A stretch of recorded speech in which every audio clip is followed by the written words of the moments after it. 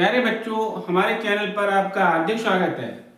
आज की क्लास में हम संविधान के भाग 17 जिसका शीर्षक है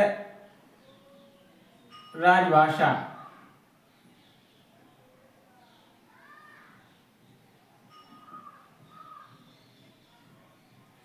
तो परीक्षा में यहाँ से बहुत ही महत्वपूर्ण प्रश्न अक्सर पूछ लिए जाते हैं और वो जो बहुत ही महत्वपूर्ण प्रश्न वो कौन कौन से हैं, आइए उन पर आज चर्चा करेंगे। तो आइए शुरू करते हैं। राजभाषा। राजभाषा जो शब्द है वो दो शब्दों से मिलकर बना है, राज धन भाषा। तो राज के अर्थ को समझते हैं। यहाँ पर जो राज का अर्थ है, राज का अर्थ राज्य के रूप में, और दूसरा अर्थ राज्य का रूप जो है वो राजा भी होता है। राज का अर्थ राजा भी होता है। और तीसरे रूप में जो राज है उसको रहस्य भी कहते हैं। और चौथा जो है, राज को सर्वोत्तम या श्रेष्ठ भी कहा जाता है। सर्वोत्तम या श्रेष्ठ भी कहा जाता है। तो इसको हमने समझा।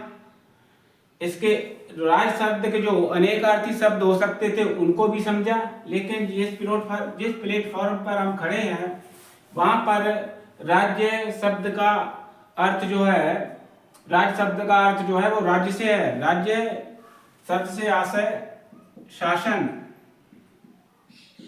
या सरकार। अब भाषा की बात करते हैं। भाषा शब्दों का वह समूह जिससे हम अपने विचारों को एक दूसरे के साथ साझा करते हैं या एक दूसरे के विचारों को हम जानते हैं। भाषा शब्दों का वह समूह है जिससे हम अपने विचारों को एक दूसरे के साथ साझा करते हैं या अपने विचारों का आदान प्रदान करते हैं। तो भाषा शब्द से आशय यह हुआ। अब दोनों को मिलाकर राजभाषा। राजभाषा का अर्थ है जो सरकार के प्रयोग में की जाने वाली जो भाषा है उसको हम राजभाषा कहते हैं। राजभाषा जो शासन या सरकार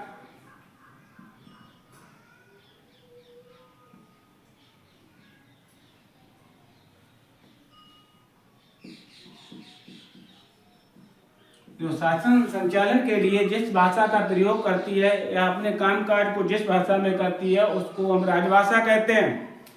अब बात करते हैं भारतीय संविधान के परिप्रेक्ष्य में।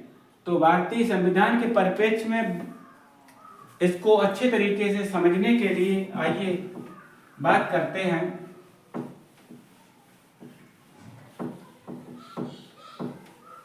जब भारत स्वतंत्र हुआ, स्वतंत्रता के बाद भारतीय संविधान का निर्माण हुआ, तो उस समय जो संविधान के भाग 17 में राजभाषा को संदर्भित किया गया। तो इस तरीके से इसके अंतर्गत जो अनुच्छेद आते हैं, अनुच्छेद 343 से लेकर अनुच्छेद 351, तो ये अनुच्छेद जो हैं भारतीय संविधान के भाग 17 से संबंधित हैं। तो जहाँ पर जो राजभाषा की बात कही गई है कि संघ की राजभाषा क्या होगी, स्वतंत्रता से पूर्व जो है ब्रिटिश कालीन शासन था तो उनकी जो राजभाषा थी, सरकारी कामकाज की जो भाषा थी वो अंग्रेजी थी। तो इस तरीके से हमारा संविधान जो 26 जनवरी 1950 को लागू हुआ, तो उस समय जो है अंग्रेजी को बनाए रखने की बात कही गई। तो इस तरीके से जो अपनी हिंदी जो है, हिंदी को राज्य भाषा के रूप में स्वीकार करने की बात हुई। तो उसमें उसका जो हिंदी भाषी क्षेत्र के लोग थे उन्होंने विपुल विरोध किया। उनके विरोध के बाद एक जो सूत्र तैयार हुआ, उस सूत्र को कहते हैं मुंशी आयंगर सूत्र या फार्मूला। तो इसके तहत जो संविधान की नियम समिति थी, नियम समिति में हिंदी और अहिंदी भाषी क्षेत्र के जो लोग थे उनके बीच में बहस हुई। तो अहिंदी भाषी क्षेत्र के लोग थे वो हिंदी का विरोध कर रहे थे, लेकिन जो हिंदी की मांग करने वाले लोग थे उनकी संख्या अधिक थी। तो उनकी संख्या के आधार पर नियम समिति ने जो 11 सितंबर 1949 से लेकर 14 सितंबर 1949 को जो है चर्चा हुई। तो उस चर्चा में जो है हिंदी की मांग करने वाले जो है वो अधिक थे। जो लोग ये चाह रहे थे कि हिंदी को राजभाषा बनाया जाए तो उनकी संख्या जो थी वो अधिक थी। तो इस वजह से उस आधार को मानते हुए 14 सितंबर को जो है हिंदी को देश की राजभाषा के रूप में स्वीकार कर लिया गया। तो 14 सितंबर को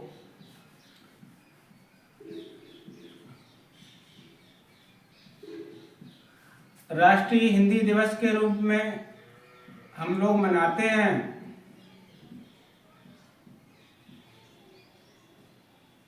तो प्रश्न पूछ देता है परीक्षा में कि जो है राष्ट्रीय हिंदी दिवस कब मनाया जाता है, तो ये पूछ रहा है देश के परिप्रेक्ष्य में। तो 14 सितंबर आपको याद रखना है।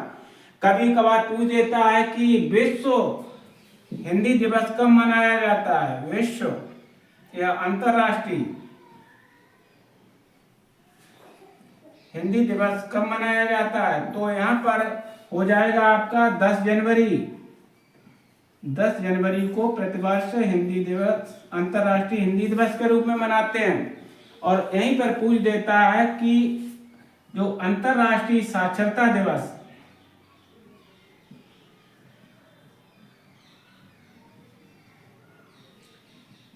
अंतर्राष्ट्रीय साक्षरता दिवस जो है वो कब मनाया जाता है।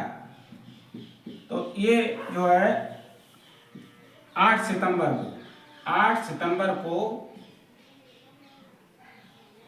अंतर्राष्ट्रीय साक्षरता दिवस के रूप में मनाते हैं। तो इस तरीके से जो प्रश्न महत्वपूर्ण परीक्षा में पूछे जाते हैं वो ये प्रश्न ज्यादातर पूछे जाते हैं कि जो राष्ट्रीय हिंदी दिवस कब मनाया जाता है। तो हमने जाना 14 सितंबर को, ये डेट आपको याद रखनी है 14 सितंबर।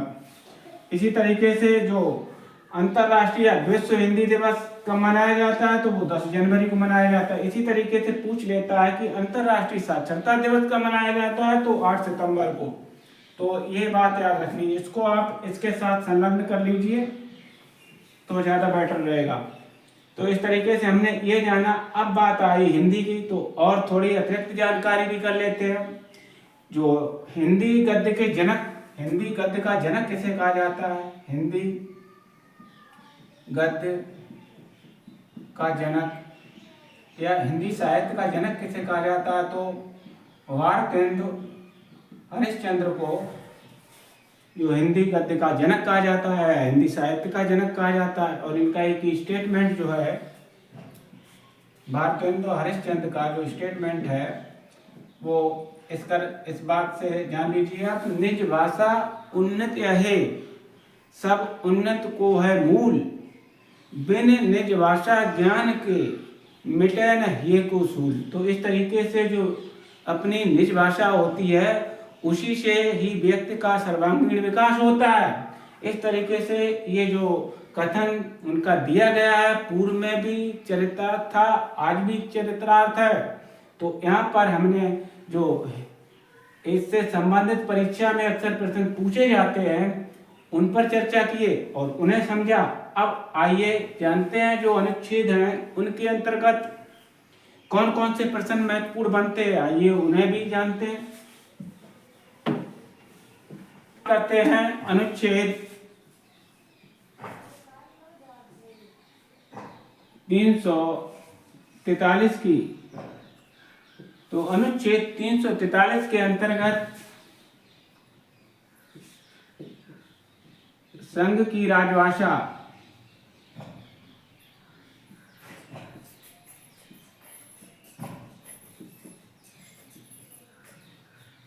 तो संघ की राजभाषा क्या होगी? जब देश स्वतंत्र हुआ, संविधान का निर्माण हुआ, तो उसमें जो है अंग्रेजी है वो संघ की राजभाषा के रूप में प्रयोग की जा रही थी और उसका प्रयोग जो है 15 वर्षों तक बनाए रखने की बात कही गई। कहने का मतलब जो अंग्रेजी है वो 1950 से लेकर 1965 तक जो संघ की राजभाषा है उसके रूप में प्रयोग की जाती रहेगी। और जो है हिंदी है, हिंदी संघ की सह राजभाषा के रूप में प्रयोग की जाएगी। तो हिंदी को संघ की सह राजभाषा के रूप में प्रयोग किया जाएगा। और इसके साथ ही जो अनुच्छेद 343 के अंतर्गत जो अंतर्राष्ट्रीय अंकों का प्रयोग, जो राजभाषा के अंतर्गत अंतर्राष्ट्रीय अंकों का प्रयोग होता रहेगा। अंतर्राष्ट्रीय अंकों के अंतर्गत जो डिजिट आते हैं 1 2 3 4 एटसेट्रा। तो इस तरीके से अनुच्छेद 343 के अंतर्गत हमने इस बात को जाना। अब बात करते हैं अनुच्छेद 344 की। तो अनुच्छेद 343 और अनुच्छेद 344 जो है जो राजभाषा के अंतर्गत इसको सुविधा की दृष्टि से 4 अध्यायों में विभाजित किया गया है। तो अध्याय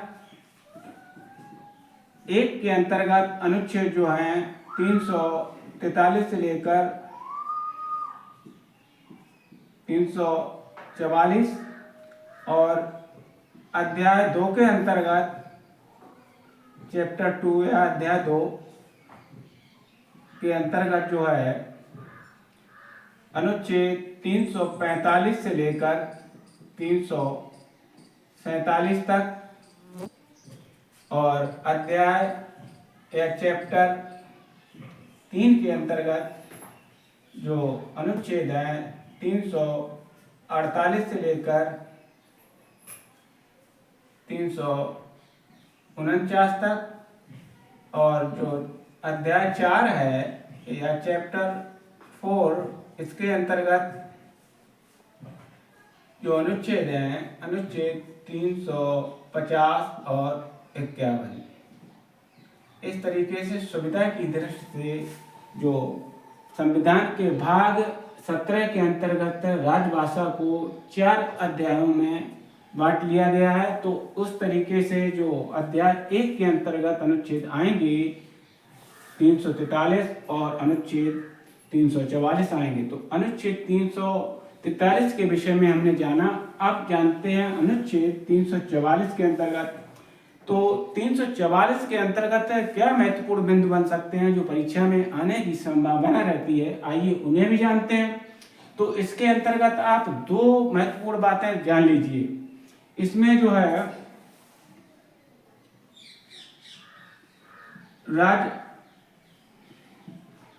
राजभाषा आयोग, जो संघ की राजभाषा है उसके आयोग के गठन की बात और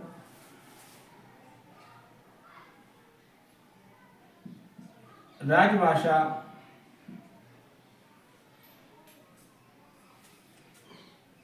संघ की जो राजभाषा है उसके लिए जेपीसी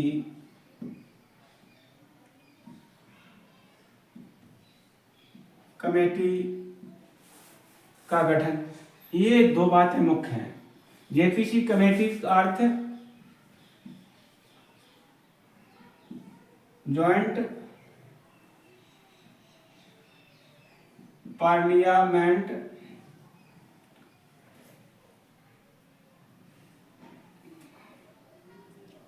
कमेटी। तो जेपीसी ज्वाइंट पार्लियामेंट मतलब संयुक्त संसदीय समिति जो है, यही दो बातें मुख्य हैं। प्रथम राजभाषा आयोग का गठन, दूसरा जेपीसी कमेटी का गठन। तो यहाँ पर राजभाषा आयोग के संबंध में जानते हैं। जो संविधान जब आरंभ हुआ उस समय 5 वर्ष के बाद, संविधान प्रारंभ होने के 5 वर्ष के बाद जो है राष्ट्रपति महोदय है राजभाषा आयोग गठित करेंगे। तो राजभाषा आयोग इस नियम के तहत 1955 में गठित हुआ।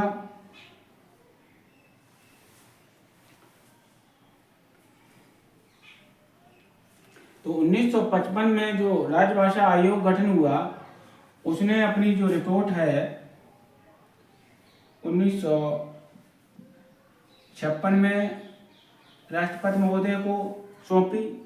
इसी तरीके से आरंभ में संविधान लागू होने के 5 वर्ष के बाद जो राष्ट्रपति महोदय राजभाषा आयोग का गठन करेंगे और तदुपरांत 10 वर्ष बाद, प्रत्येक 10 वर्ष बाद जो है राष्ट्रपति महोदय राजभाषा आयोग का गठन करेंगे। तो गठन करने का काम किसका है? राष्ट्रपति महोदय का। प्रारंभ में 5 वर्ष था, उसके बाद 10 वर्ष बाद, प्रत्येक 10 वर्ष बाद जो है राजभाषा आयोग का गठन किया जाएगा। और जो राजभाषा आयोग जो गठित होगा वो हिंदी के प्रचार और प्रसार के लिए अपनी रिपोर्ट देगा कि किस तरीके से जो है किन किन राज्यों में जो है इस तरीके की स्थितियां बनाई जाएं जिससे हमारी राष्ट्रभाषा का विकास हो सके। तो उस संबंध में जो है आयोग पूरे देश का भ्रमण करके और जो उपयोगी कदम राजभाषा हिंदी को बनाए जाने के लिए जो उठाएगा आयोग कदम, उसी के आधार पर वह अपनी रिपोर्ट जो है जांच के उपरांत राष्ट्रपति महोदय को प्रदान कराएगा। फिर उसके बाद राष्ट्रपति महोदय उस रिपोर्ट को जो है संसद के पटल के सामने रखेंगे। इस तरीके का ये क्रम चलेगा। अब बात करते हैं कि जब जो जेपीसी कमेटी है ये गठित की गई तो इसका काम जो है आयोग द्वारा जो रिपोर्ट सौंपी जाएगी, तो उस आयोग द्वारा जो रिपोर्ट सौंपी जाएगी या प्रतिवेदन जो सौंपा जाएगा उसकी जांच जेपीसी कमेटी करेगी। तो जेपीसी कमेटी जो है इसका जो चुनाव है वो एकल संक्रमी आनुपातिक एकल संक्रमी मतपत्र द्वारा होता है। और इसमें जो जेपीसी कमेटी गठित की जाएगी राजभाषा के लिए उसमें 20 सदस्य जो हैं लोकसभा से होंगे और 10 सदस्य जो हैं राज्यसभा से होंगे। तो यहाँ पर ये दो महत्वपूर्ण बातें जान लीजिए। जो जेपीसी कमेटी है उसके अंतर्गत पूछ लेता है कभी कभार जो राजभाषा आयोग के लिए जेपीसी कमेटी में लोकसभा से कितने सदस्य होंगे, तो 20 सदस्य होंगे। इसी तरीके से पूछ देता है कि जेपीसी कमेटी जो राजभाषा है तो गठित की जाएगी उसमें राज्यसभा में कितने सदस्य होंगे, तो 10, कुल मिलाकर 30। तो संयुक्त जो पार्लियामेंट कमेटी बनेगी उसमें संयुक्त सदस्यों की संख्या है वो 30 सदस्य होंगे। तो यहाँ पर हमने इस बात को जाना। तो इस यहाँ पर जो प्रथम जेपीसी कमेटी बनी, यहाँ पर आ जाएगा, जो जेपीसी कमेटी राजभाषा हेतु तो गठित की गई, तो वह 1957 में गठित की गई। यह भी महत्वपूर्ण बिंदु हुआ कि प्रथम जो राजभाषा हेतु जेपीसी कमेटी का गठन कब हुआ, तो 1957 में हुआ।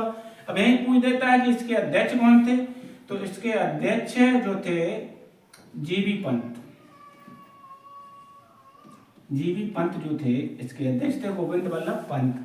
तो यहाँ पर हमने दो बातों को जाना कि जो राजभाषा है तो जेपीसी कमेटी कब गठित हुई और उसके अध्यक्ष कौन थे, और इन्होंने जो अपना रिपोर्ट दिया वो 1959 में दिया। इस तरीके से इसको भी जान लीजिए। तो ये बातें जो थी अध्याय 1 के अंतर्गत, राजभाषा के अध्याय 1 के अंतर्गत अनुच्छेद 343 और 344 के अंतर्गत इनको हमने जाना। अब आइए आगे जानते हैं।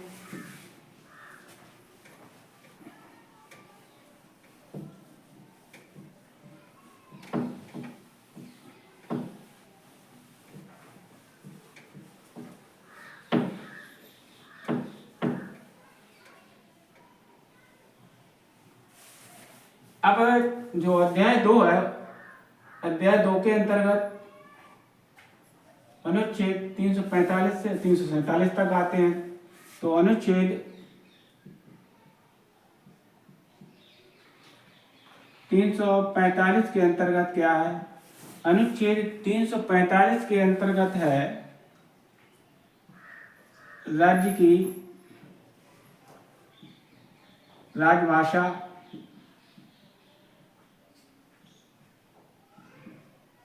या राज्यों की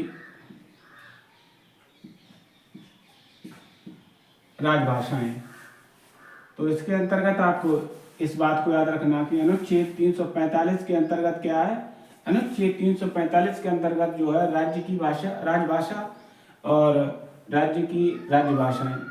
जो भारत है वह कई राज्यों में बटा हुआ है, तो इस तरीके से प्रत्येक राज्य का जो अपना शासन संचालन करने की व्यवस्था है तो वो अपने भाषा में कर सकता है। तो इस बात की व्यवस्था, इस बात का प्रावधान जो है अनुच्छेद 345 के अंतर्गत उन्हें प्रदान किया गया है। तो इस बात को हमने यहाँ पर जाना। तो अनुच्छेद 345 के साथ साथ जो राज्यों को अपनी राजभाषा प्रयोग करने की छूट है, इस संबंध में हमने जाना। अब जानते हैं अनुच्छेद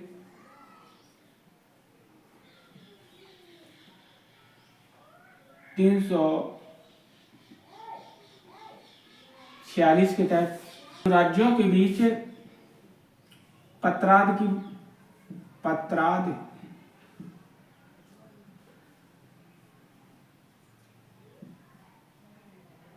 की भाषा का प्रयोग एक राज्य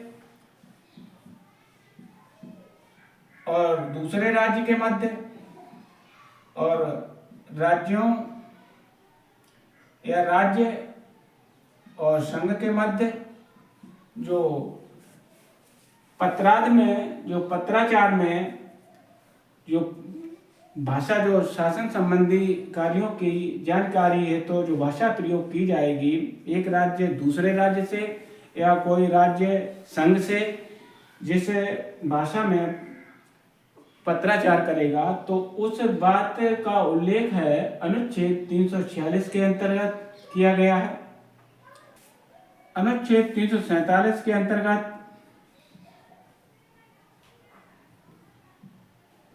राज्य के किसी भाग में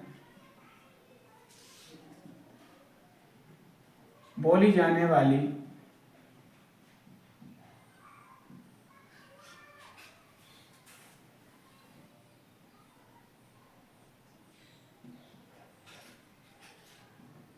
भाषा तो अनुच्छेद 347 के तहत जो किसी राज्य के अंतर्गत भी कोई राज्य, ऐसे भी राज्य हैं जिसके अंतर्गत एक भाषा के अलावा अन्य भाषाएं भी बोली जाती हैं, तो उसका कोई ऐसा क्षेत्र है जहाँ पर कोई दूसरी भाषा बोली जाती है, तो उस संबंध में जो प्रावधान है अनुच्छेद 347 के अंतर्गत किए गए हैं।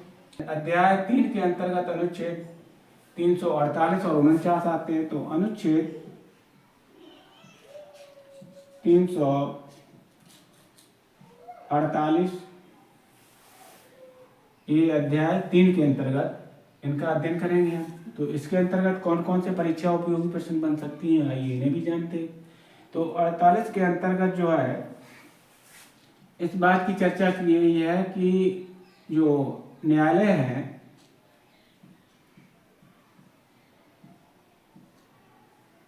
न्यायालयों में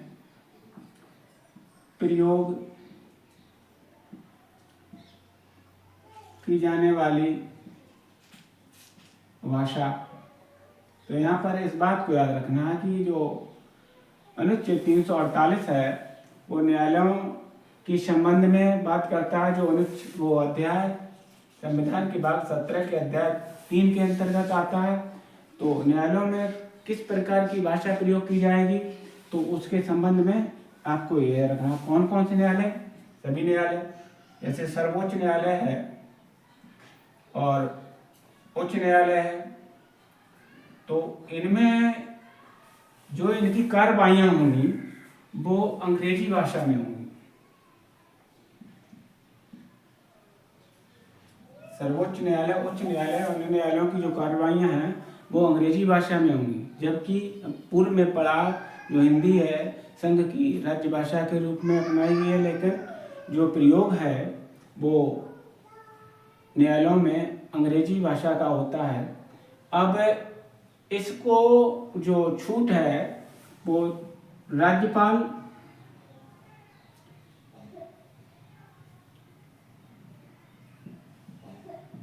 संबंधित राज्य में और राष्ट्रपति पूरे राष्ट्र हेतु जो इस प्रकार की व्यवस्था कर सकते हैं कि जो इनके प्रयोग में की जाने वाली अंग्रेजी भाषा के स्थान पर जो है जो ये अपनी कार्रवाइयाँ हैं वो हिंदी में भी सुनिश्चित करें। तो इस बात का जो निर्देश है न्यायालयों को संबंधित राज्य में जो है राज्यपाल देंगे, और पूरे देश के संदर्भ में जब बात आएगी तो राष्ट्रपति महोदय देंगे। तो इस तरीके से इनकी अनुमति के बाद में ही जो न्यायालयों में भाषा है उसमें परिवर्तन किया जा सकता है। तो यहाँ पर हमने इस बात को जाना। अब इसी के अंतर्गत जो संसद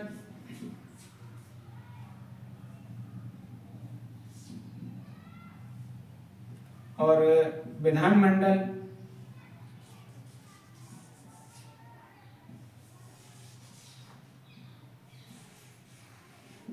इनमें भी प्रयोग जो की जाने वाली भाषा है इसको भी जान लीजिए आप।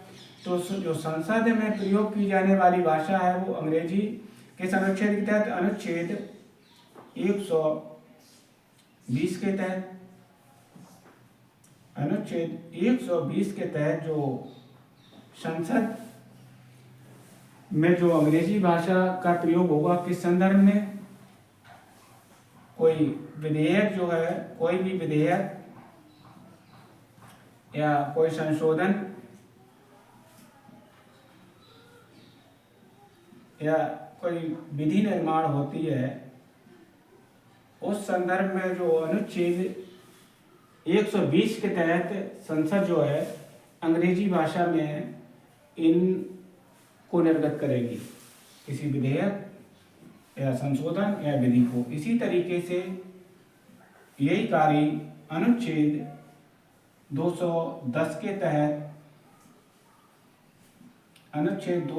तहत जो राज्य का विधानमंडल है वो भी किसी विधेयक, संशोधन और विधि को जो है अंग्रेजी में ही निर्गत करेगा। और इसके साथ साथ जो अध्यादेश जारी होंगे, अध्यादेश को भी इसमें ले लीजिए।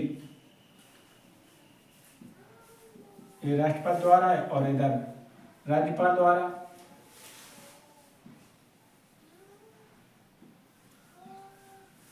जो अध्यादेश जारी होंगे वो भी अंग्रेजी में ही जारी किए जाएंगे। तो इस बात को हमने जाना अनुच्छेद 120 अनुच्छेद 210 के तहत। देखिए सुविधा की दृष्टि से 120 इन्हीं डिजिटों से 210 है, और पूर्व में 120 याद करेंगे आप, बाद में 210 याद करेंगे तो आसानी से याद हो जाएगा। तो इस तरीके से अनुच्छेद जो 348 के अंतर्गत महत्वपूर्ण बातें थी उनको भी आप जान लीजिए यहाँ से।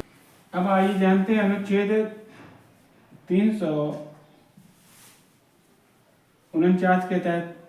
तो अनुच्छेद 349 के तहत जो है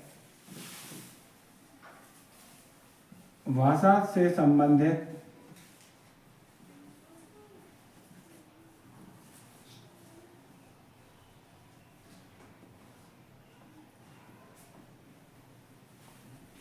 कुछ विधियां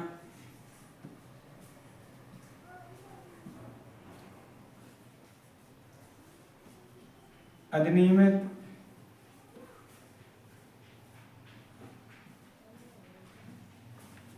करने की विशेष प्रक्रिया।